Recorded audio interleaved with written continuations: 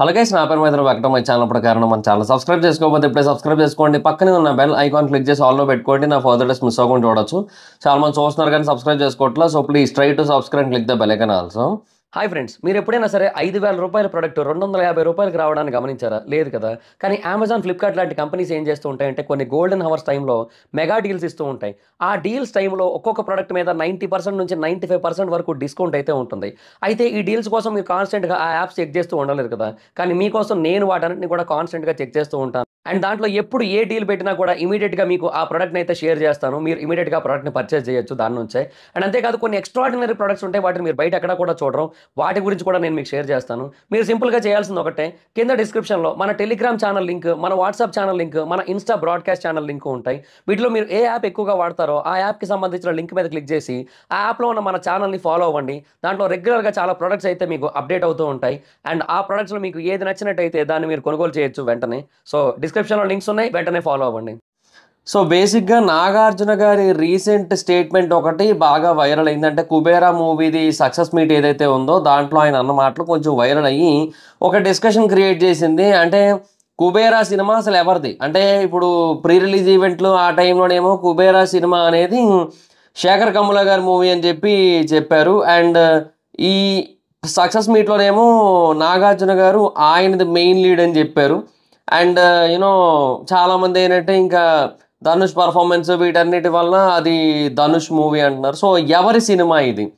So ఇది బేసిక్గా కుబేరా ఎవరి సినిమా? Whose film is Kubera? So దాని గురించే మాట్లాడుకుందాం ఈ వీడియోలో కొంచెం డీటెయిల్డ్గా. సో ఫస్ట్ ఆఫ్ ఆల్ అసలు నాగార్జున గారి మాటల్ని కాంట్రవర్సీ చేస్తున్నారు కదా. అసలు అది కాంట్రవర్సీ చేయాల్సిన అవసరం లేదు ఆ స్టేట్మెంట్కి. ఎందుకంటే ఆయన ఏమన్నారు, స్టోరీ నెరేట్ చేసినప్పుడు నా క్యారెక్టరే మెయిన్ లీడ్ అన్నట్టు నెరేట్ చేశారు. అండ్ కథ అంతా కూడా దీపక్ అనే క్యారెక్టర్ చుట్టూ తిరుగుతూ ఉంటుంది.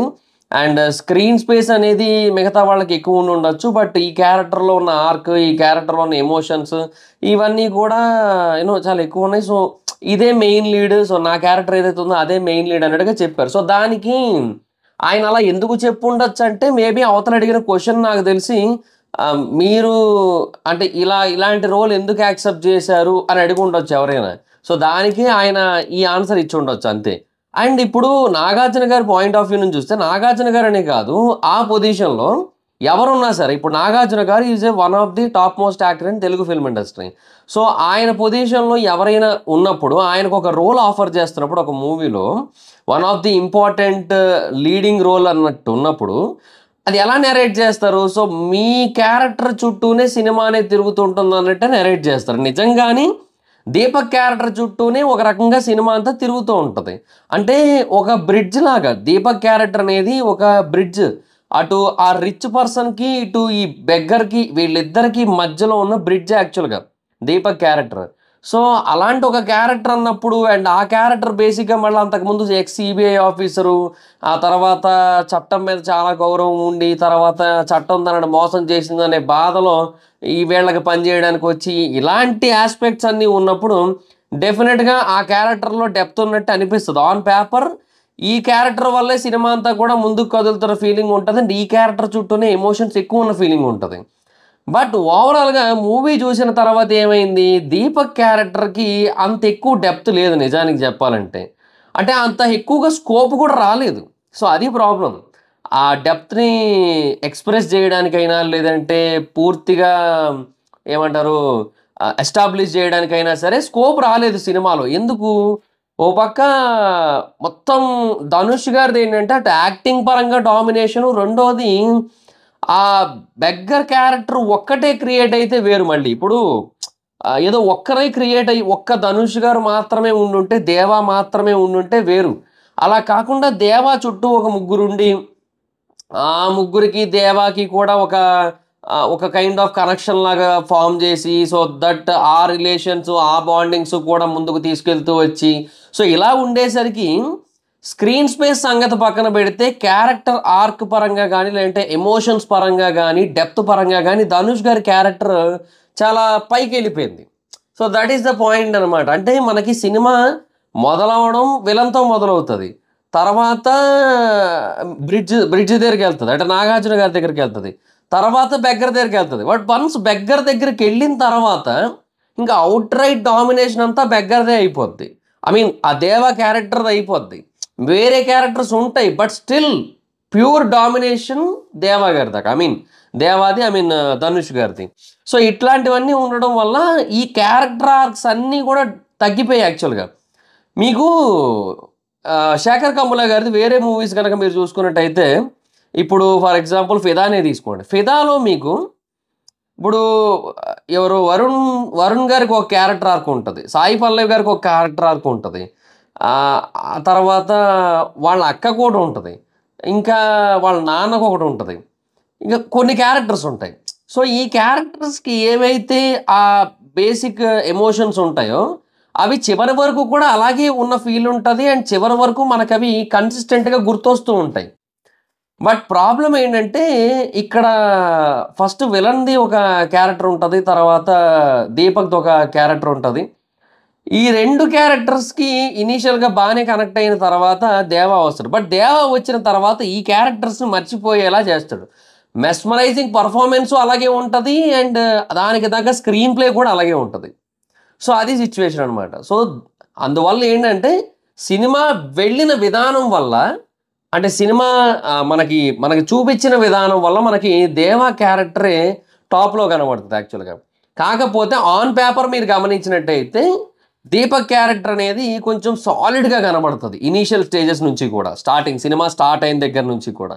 సో అదనమాట సిచ్యువేషన్. సో దానివల్ల నాగార్జున గారని కాదు, ఆ పొజిషన్లో ఏ యాక్టర్ ఉన్నా కూడా అదే మెయిన్ లీడ్ అనిపిస్తుంది. కానీ యాక్చువల్గా అది అంటే చెప్తున్నాను కదా, అది మెయిన్ లీడా కాదా అనేది మనం 100% జడ్జ్ చేయలేం. బట్ క్యారెక్టరైజేషన్స్ పరంగా చూసుకుంటే ఓవరాల్గా టాప్లో ఉండేదైతే మాత్రం దేవా కాబట్టి ఇంకా డెఫినెట్గా దేవా మెయిన్ లీడ్ అవుతుంది. దేవా క్యారెక్టర్ అది మెయిన్ లీడ్ అవుతుంది.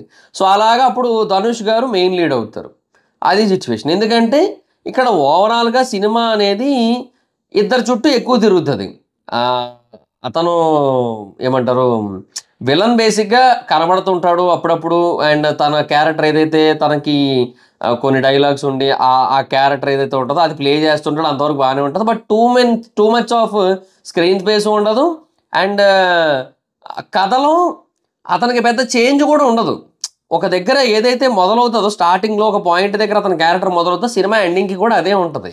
ఓకే, బట్ ఇక్కడ మారాల్సింది ఏంటి అంటే దీపక్ క్యారెక్టర్, అంటే నాగార్జున గారి క్యారెక్టర్లో మాత్రం చేంజెస్ ఉంటాయి ఆ క్యారెక్టరైజేషన్లో.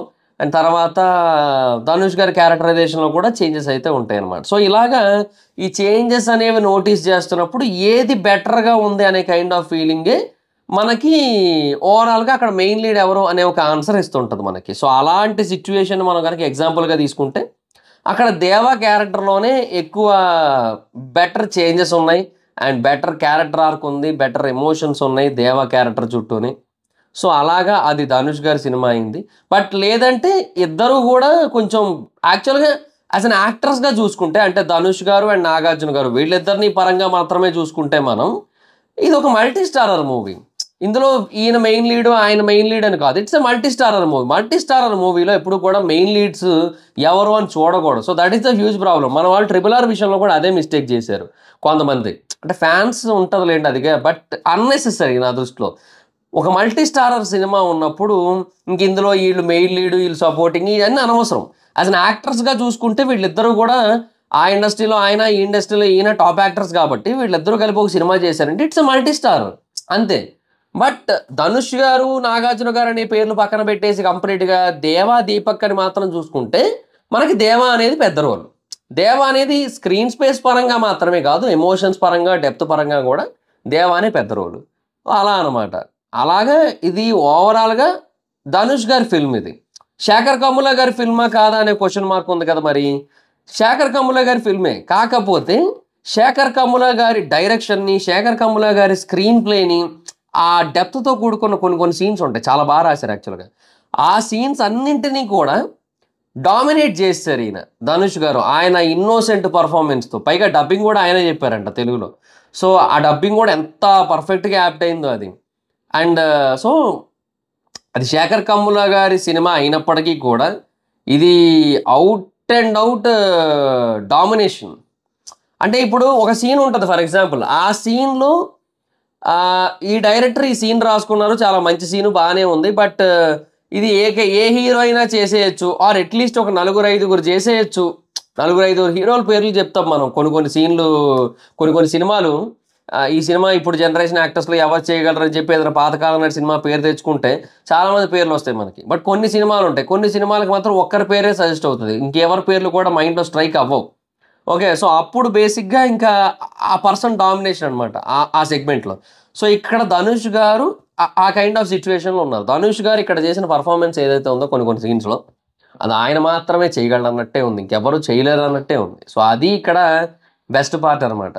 సో దానివల్ల ఆయన శేఖర్ కమ్ముల గారి డైరెక్షన్ని కూడా డామినేట్ చేసేయడం వల్ల ఇది ఓవరాల్గా ధనుష్ గారి కుబేరా అయిందనమాట. So Kubera is a Dhanush film. And as an యాక్టర్స్గా, యాజ్ అ స్టార్స్గా చూసుకుంటే it's a multi starrer film. As a స్టార్స్గా చూసుకుంటే, as a characters, as a leads ప్రకారంగా చూసుకుంటే ఇట్స్ ఎ దేవా ఫిల్మ్. సో దేవా రోల్ చేసింది ధనుష్ గారు కాబట్టి ఇట్స్ ఎ ధనుష్ గారి ఫిల్మ్. అది సిచ్యువేషన్. So that's it. ఇంకా దీంట్లో ఏది అన్నెసెసరీ కాంట్రవర్సీ కూడా అనవసరమైన నన్ను అడిగితే ఏముంది. ఎండ్ ఆఫ్ ది డే ఆ రోలు ధనుష్ గారు తప్ప ఎవ్వరూ చెయ్యలేరు కాబట్టి, ఎవరు చేయడానికి ఒప్పుకోరు కాబట్టి, తెలుగు హీరోస్ అట్లీస్ట్, తమిళ వాళ్ళలో మేబీ వేరే వాళ్ళు ఎవరైనా యాక్సెప్ట్ చేయొచ్చేమో. సో మన తెలుగు హీరోస్లో ఎవరో ఆ రోల్ యాక్సెప్ట్ చెయ్యరు కాబట్టి, ఆయన ఆ రోల్తోనే ఒక సినిమా తీయాలనుకున్నారు కాబట్టి శేఖర్ కమ్ముల గారు ఆయన ధనుష్ గారిని అప్రోచ్ అయ్యారు. అండ్ ఆ సినిమా తీశారు, హిట్ కొట్టారు, అది జరిగింది. అదే అంటున్నా, ఓవరాల్గా ఆయన చేసినంత ఏమంటారు ధైర్యం కూడా ఎవరు చేయలేరు కదా, అంత ఈజీ కాదు. ఆ బెగ్గర్ రోలు దట్టు అంత ఏమంటారు, అంత డీగ్లామర్గా, అంత హెవీ గడ్డంతో అసలు మనిషిని గుర్తుపట్టలేము, అదొక వేరే మనిషిలా కనబడతాడు అసలు. ఆ లెవెల్ ఆఫ్ డెడికేషన్ అనేది చాలా ఎక్స్ట్రాడినరీ. అండ్ ఆ కైండ్ ఆఫ్ రోల్ యొక్క యాక్సెప్టెన్సీ కూడా వెరీ రేర్. మన దగ్గర లేదు ఆ యాక్సెప్టెన్సీ, మన హీరోస్ దగ్గర కానీ. అది సో దట్ ఈస్ రియల్ కాబట్టి ఆయనతో చేశారు శేఖర్ కమ్ముల గారు. లేదంటే ఆయన ఒక తెలుగు హీరోతోనే చేయొచ్చు, పెద్ద ప్రాబ్లం ఏం లేదు ఆయన చేయడానికి. ఒప్పుకోరనే ఆయన చేసి ఉంటాడు నాకు తెలిసి. సో అంతే ఇంకా. సో డెఫినెట్గా it's a Dhanush film. It's Kubera is a Dhanush film. అంటే ఈ ఓవరాల్గా అన్నీ చూసిన తర్వాత సో మరి మీకేమనిపిస్తుందో కింద కామెంట్ సెక్షన్లో చెప్పండి. So that's guys, this is the video కనుక మీకు నచ్చినట్టయితే లైక్ చేయండి, వీడియోని షేర్ చేయండి. ఇప్పటికైనా మన ఛానల్ సబ్స్క్రైబ్ చేసుకోకపోతే ఇప్పుడే సబ్స్క్రైబ్ చేసుకోండి. పక్కనే ఉన్న బెల్ ఐకాన్ క్లిక్ చేసి ఆల్లో పెట్టుకోండి, నా ఫర్దర్ డేస్ మిస్ అవ్వకుండా చూడొచ్చు. చాలా మంది చూస్తున్నా కానీ సబ్స్క్రైబ్ చేసుకోవట్లేదు. So please try to subscribe, click the bell icon also. నా ఇన్స్టాగ్రామ్ ఐడి ఎవరో ఎక్కడ వచ్చి ఫాలో వచ్చి. Thank you so much. Bye. Next video. Bye.